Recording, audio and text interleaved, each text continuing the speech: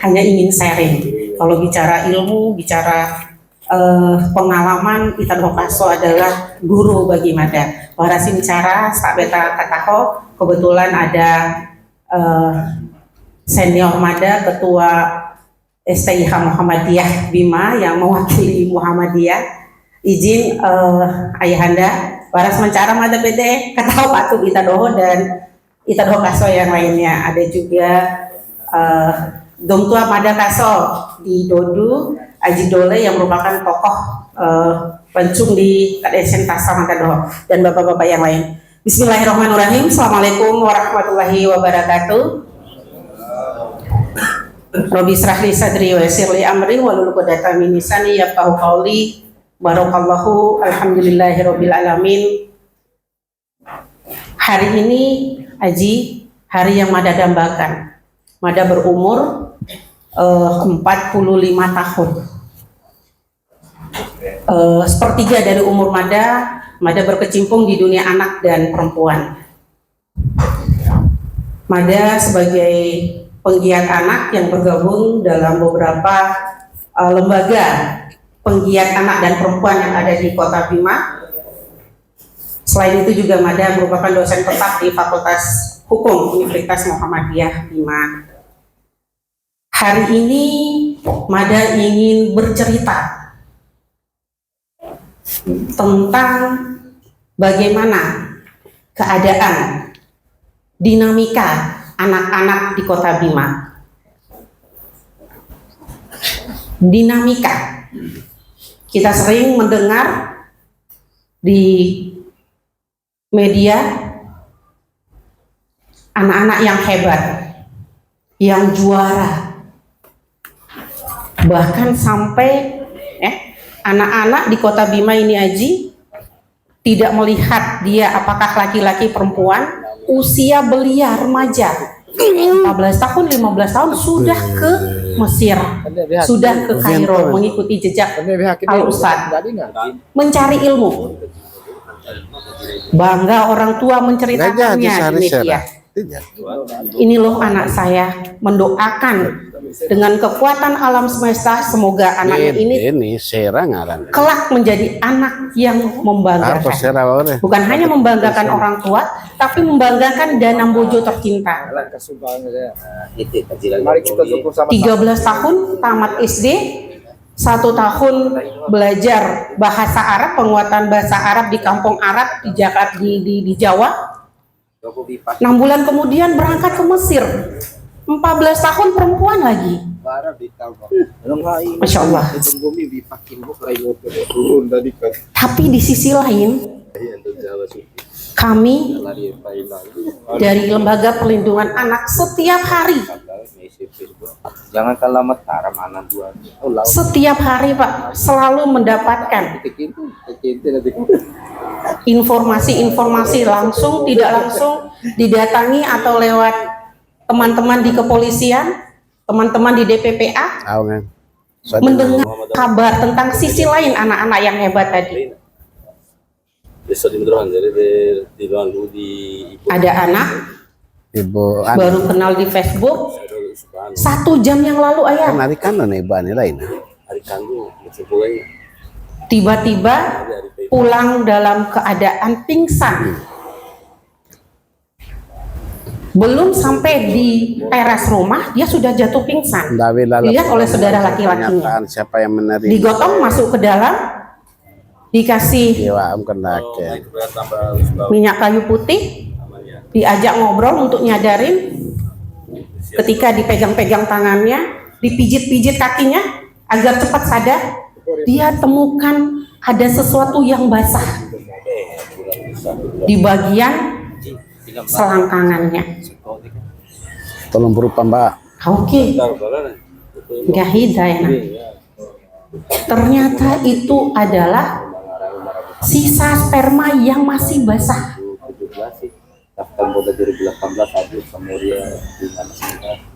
Rupanya anak ini baru saja berkomunikasi lewat Facebook dengan seseorang yang merupakan mantannya. Diajak ketemuan. namanya mantan Aji, Di Pidumpuru ya. mau aja diajak ketemuan. Ternyata ketemuannya diajak jalan sebentar, dibawa ke kos-kosan temennya. Terjadilah peristiwa persetubuhan. Serba dilem. Ada orang lain? Ada. Yang punya kos. Au mai ngara kan, lo namanya di mai. Akhirnya yang punya kos ini Aji minta jatah. Nah, rawe. Nama yang tahun 2024 Di luar daerah. muncul kan. Wara bali lengan teh. Perkiraan itu ada. Mantau Honda resepre lalu awak kai korban. Alai na rawe ti otahane. Waon komi. Waon nahu. Cok dia. Laka, lafulan. Ini Mbak Ars patake imsa ya kemarin waktu tendunduk laki. Lo sam ede lu patuh sia. Carep kau lah umrah. Sampai akhirnya yang ketiga ini tanya kamu siapa? Kata korban. Nah, tahu Honda kan dende. Diselayani meraum nahu bumi. Memang agak Share beda, manahu, tapi viralkan ada manahu. alasnya itu yang bisa menyerap toksin. Tidak berdaya Aji. Dalam satu waktu, dalam hitungan kurang dari 30 menit, Bottom dia TK dinikmati oleh 3 orang. setiap hari waras purun, waras lima. Pulang ke rumah Tekan sudah jauh, dalam jauh. keadaan tidak punya tenaga, pingsan. Sang ayah terkejut, ada apa dengan anaknya? Menghubungi LPA, kami dampingi, visum dan lain sebagainya. Akhirnya ditangkaplah 3 orang tadi.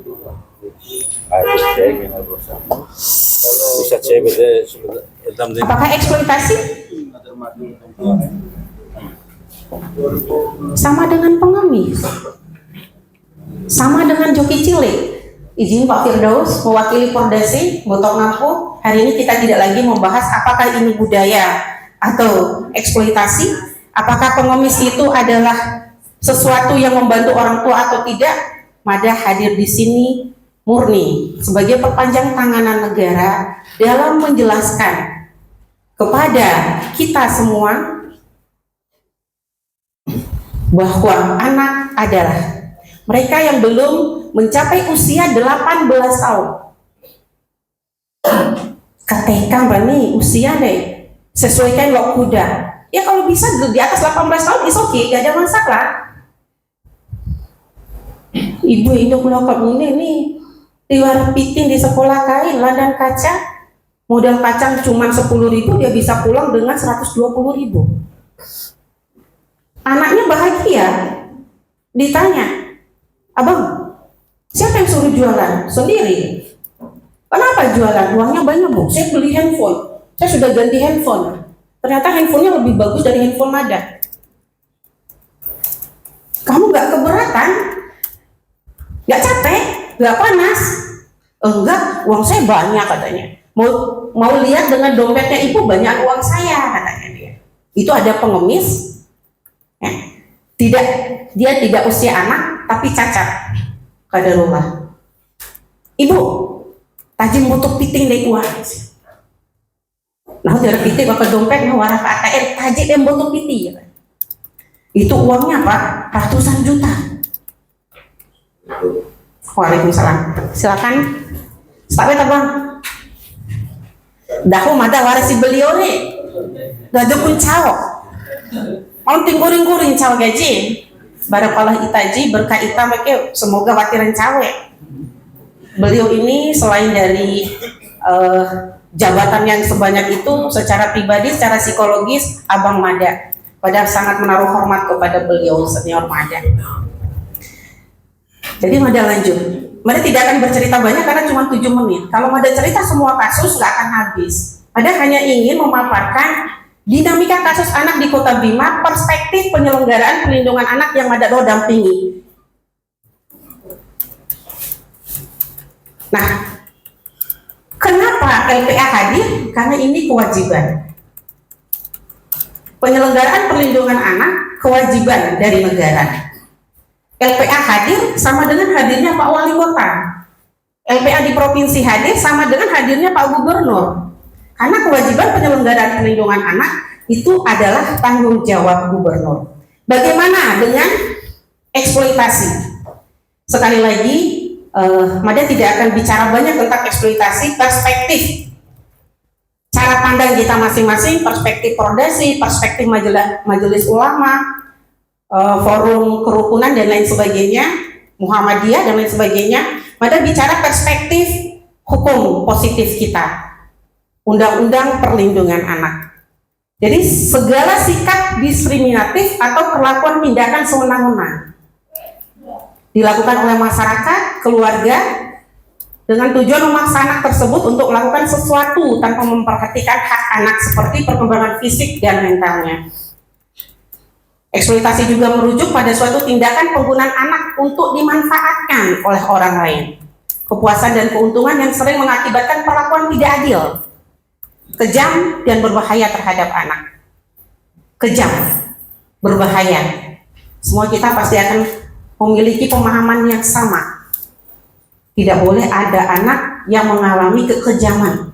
Tidak boleh ada anak yang tidak merasakan keadilan. Apalagi jangan sampai anak rentan dengan bahaya. Apa saja bahayanya? Jangan dikira anak hanya bahayanya di luar rumah. Sekarang sekolah menjadi tempat ternyaman anak untuk berpacaran. 2020 karena daring, banyak sekali kami temukan eksploitasi seksual dalam bentuk daring, Pak.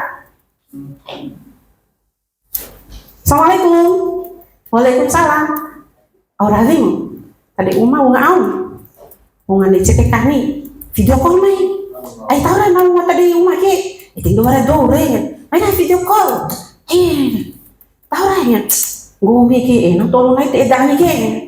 Baik dulu edahnya sekolah. Video call lah.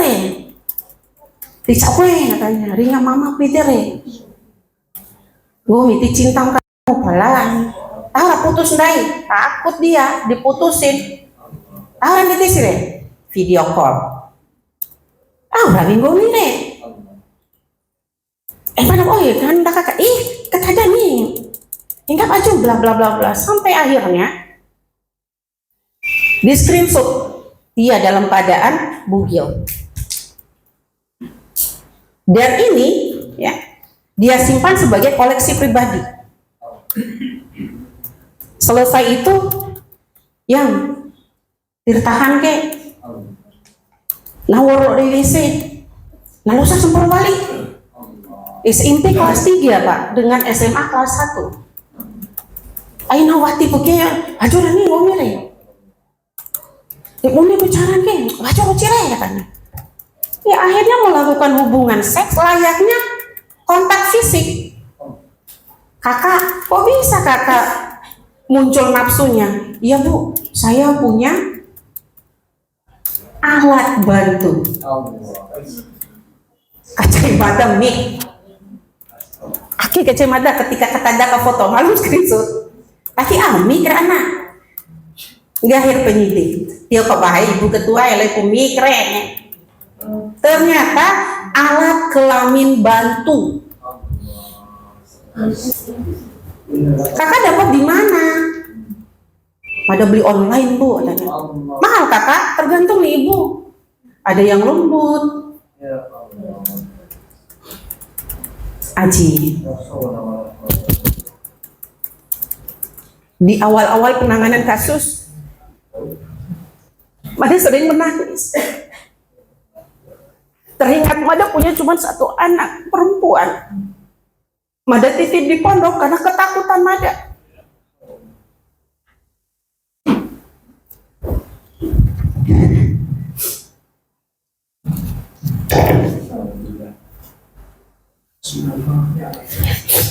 Tapi sekarang, anak-anak sekarang sudah tidak takut.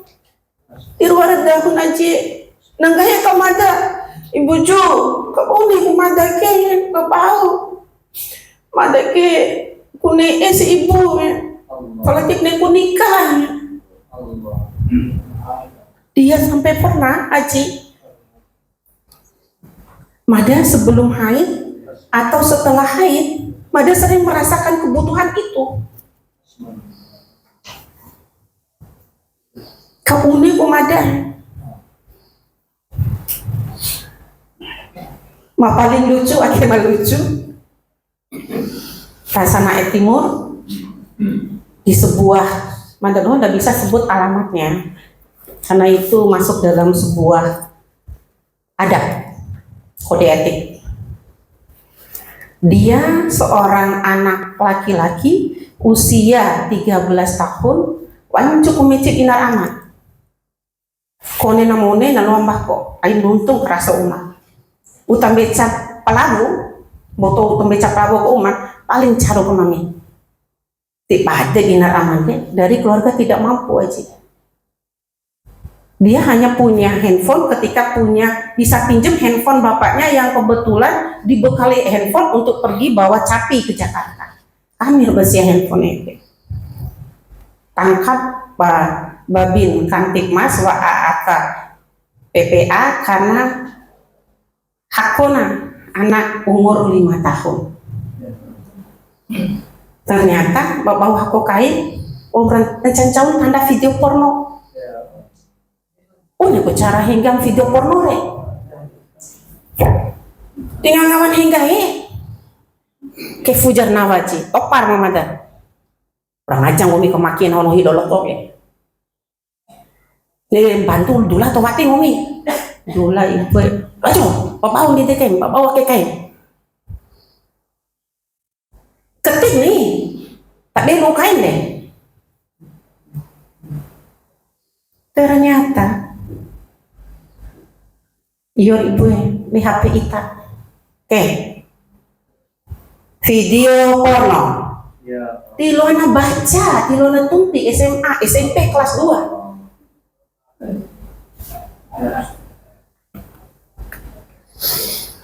Video porno.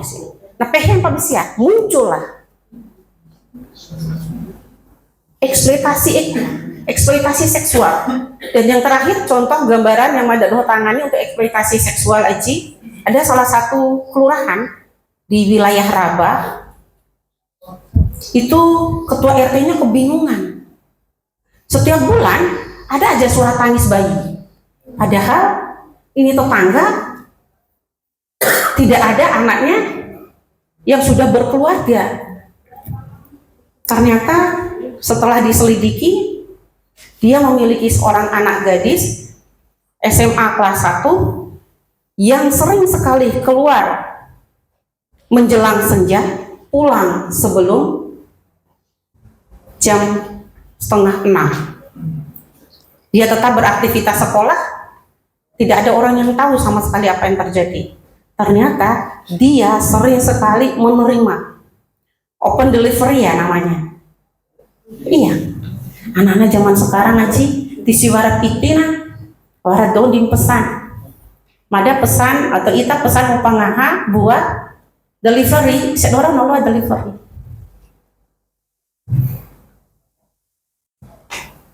Lagi daring, tilon eda ani, seks lewat daring, indolo kebun ibu.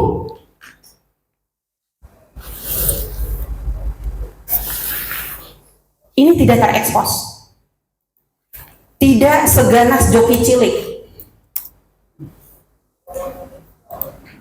Joki cilik sekali lagi Pak Komandan Mandadoho dari LPA tidak pernah menolak, tidak pernah bertentangan dengan pacuan kuda. Mandadoho asli Bima dilahirkan dari orang tua yang punya karakter bojo, bangga dengan pacuan jaran. Tapi Mandadoho tidak bersepakat. Kami menolak joki cilik, bukan karena kami LPA, tapi karena ini adalah amanat negara. Anak bukan lagi hanya menjadi ranah domestik dari Ita Doho sebagai orang tua, Mandadoho sebagai anak, tapi negara punya kewajiban untuk menyelenggarakan perlindungan anak, menjamin dan memastikan bahwa anak dalam keadaan baik-baik saja. Anak tidak akan masuk beresiko rentan dengan segala bentuk pekerjaan yang membahayakan. Ini bukan hanya amanat dari Undang-Undang Perlindungan Anak, Undang-undang Ketenagakerjaan pun tidak membolehkan anak itu untuk bekerja, apalagi terhadap pekerjaan-pekerjaan yang membahayakan nyawanya. Ini sebagian kecil contoh-contoh yang ada sempat buat Pak dari kementerian menyatakan joki cilik itu adalah eksploitasi. Sama dengan semangatnya Aji ketika Mada datangi pertama, haram mempekerjakan anak. Sehingga apapun yang terjadi hari ini, mari kita sama-sama jaga dan lindungi anak-anak kita. Kalau tidak kemarin, mulailah hari ini, karena esok adalah terlambat. Stop eksploitasi terhadap anak. Wabillahi taufiq wal hidayah. Wassalamualaikum warahmatullahi wabarakatuh.